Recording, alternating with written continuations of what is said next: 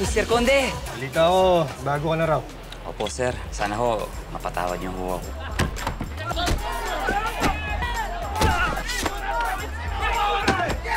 Mukhang nagbago na nga si Mando. Iligtas niya yung buhay mo. Pareho lang kayo ng nanay mo. Homewrecker. Huwag niyong iinsultahin ang nanay ko. Sige nga, ipagtanggol mo nga siya. Pinatulan niya ang lalaking may asawa. Di ba pwede kong kasuhan yung ganon? Kaya, huwag mo ipagsiksikan ang sarili mo sa pamilya ko. Hi, I'm Charlie. I heard everything. So you hate her? Oo, kaya lahat ng taong galit kay Bobby, kaibigan ko. That's a good start for a friendship. Pero walang kasalanan si Bobby. Hindi kasalanan ni Bobby na pinanganak siya. I don't want that girl near my family! Anak ka pala ng kabit ni Mayor. Kaya ka pala na-promote. Na-promote ako dahil deserve kong ma-promote, Charlie. Oh, kalma. Huwag mainit ulo. How about swimming race? Gaya ng ginagawa natin dati. I know that girl. Sino dyan, Mada? Eh, puro girls yan. Ang bago kong kakampi.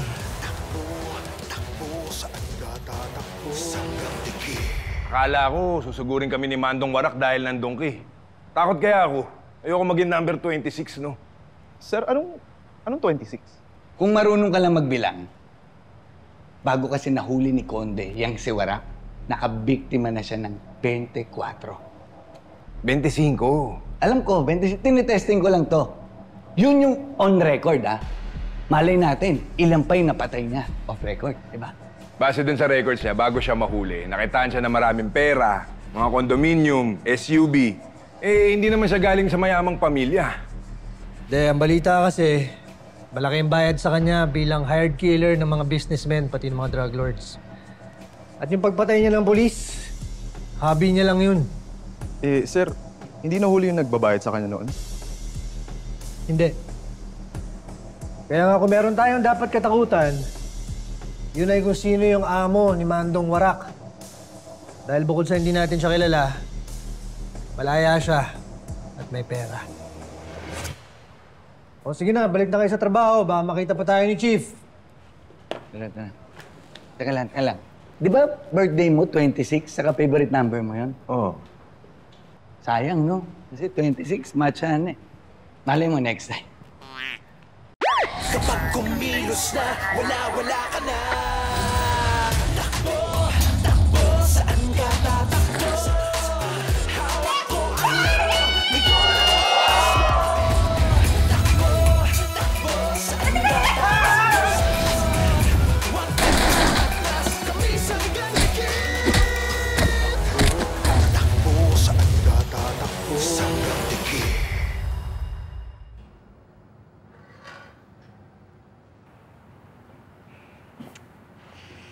Are you okay? Yeah. Babe, I'm sorry, ah.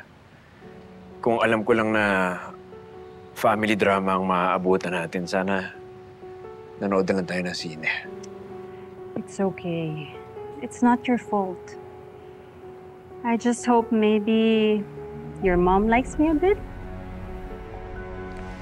You know, after today, I'm pretty sure, kumpara kay Bobby, she loves you.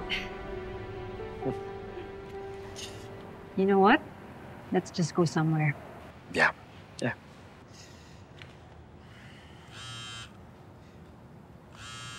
I'll take this. I'll meet you in the car. Okay, I'll see you there. Okay.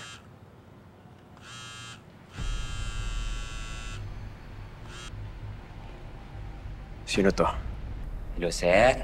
Kumusta na ho? Sana ako konting abuloy sa inyo eh. Di ba nagsilbi naman ako sa inyo nung hindi pa kayo Vice Mayor? Mando? The one and only. Hindi ba nasa kulungan ka? Saan mo gagamitin ang pera?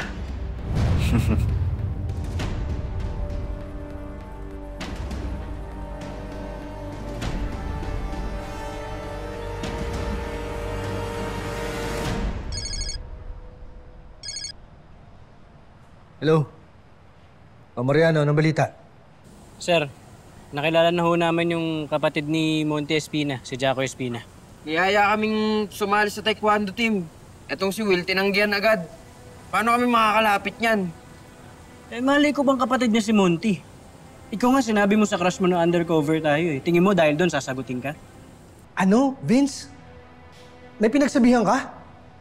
Sino? Boss, si Faye lang yun. Kilala na ako ni Faye. Boss, matagal na eh. Paano ka naman madedenay yun? Vince, wala kang ibang dapat pagsabihan. Kundi mabubulilyaso yung misyon ninyo. Ganito gawin ninyo, ha? Makipagkaibigan kayo dun kay Jaco. At tiyak makakakuha kayo ng information dun sa supplier ng pimple patch drugs ni Monty. Ha? Sige na, tumawag na lang kayo ulit. Sige, sir. Sige, boss.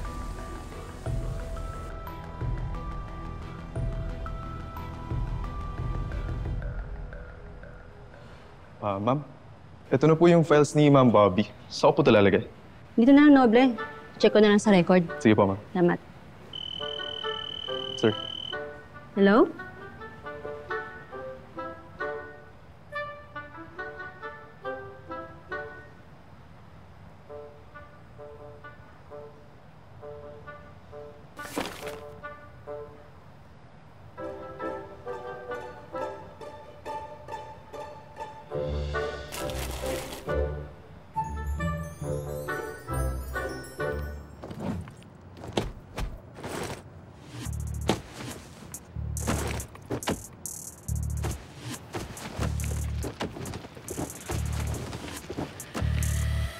Kaya!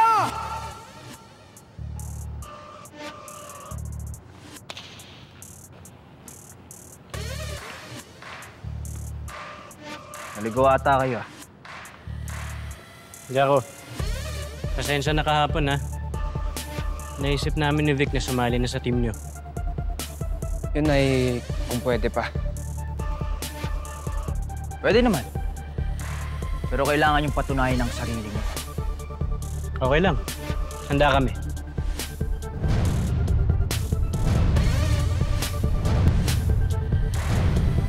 Dalawang pagsubok bago kayo tanggapin. Una, kailangan nyo munang talunin ng teammates ko.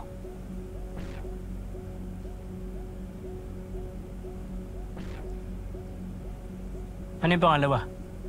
Tsaka nyo na alamin pag nalampasan nyo na ang unang hakbang.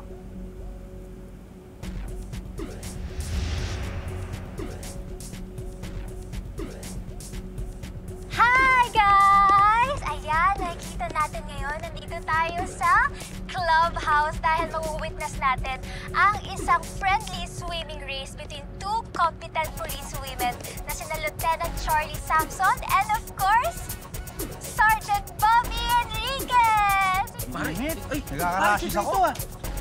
Sayang wala si Vince. Live yan ah. Excited ako makita si Ate Bobby. For sure, sobrang sexy niya. Sobrang ganda niya.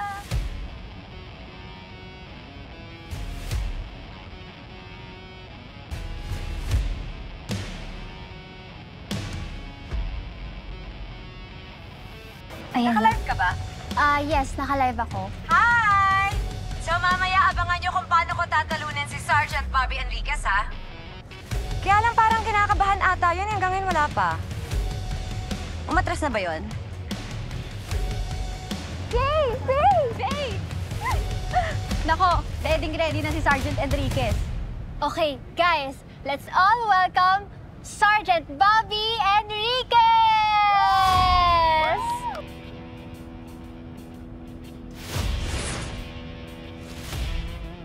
Si Mang Bobby, pare! Si Mang Bobby ba yan? Ang ganda naman! Wow!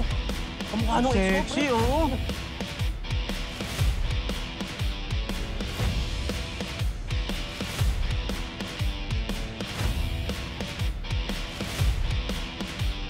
Ate Bobby, ang ganda-ganda mo!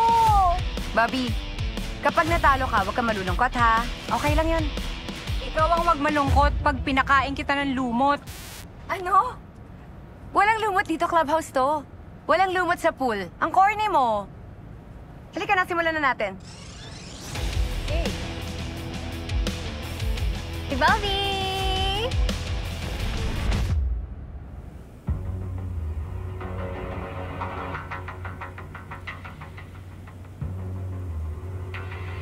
Ready!